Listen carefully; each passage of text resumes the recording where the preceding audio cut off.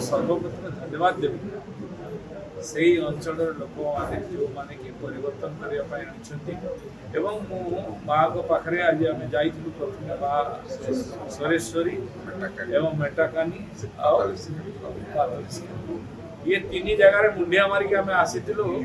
ये भारत वर्ष अखंडता और भारत वर्षर गणतंत्र सुरक्षित रह जो भाव में वेस्ट बेंगल आपने देखुले जो भाव में माँ भौणी प्रति अत्याचार होता साधारण जनता माने अत्याचारित होते बॉर्डर लाइन रे ताकू तारबाड़ सब उठे दिया होता जो अनुप्रवेशकारी प्रवेश करुले भारत वर्ष को छिन्न विच्छिन्न करने चेष्टा करुले ये भलिया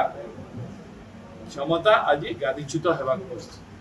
तेणु मुझे वेस्ट बेंगल विशेषकर वेस्ट बेंगल प्रत्येक नागरिक को मो तरफ विशेष धन्यवाद साधुवाद दूचे जो से नूतन सरकार मोदी सरकार आने सफल जाकि गुड़ाए दिन वेस्ट बेंगल थी मुझे अनुभव करी अंडर करेन्ट लोकों भितर भावना या परिवर्तन तेणु ये परिवर्तन निश्चित भाव में अन्य जगह तो आवश्यकता थिला किंतु वेस्ट बेंगल अत्यंत आवश्यकता थिला जहाँकि जनसाधारण करिसेंती प्रभुंकर कृपारु माँ भारती भारत माता अखंडता बजाय रहा से वेस्ट बेंगल वासी को शत धन्यवाद।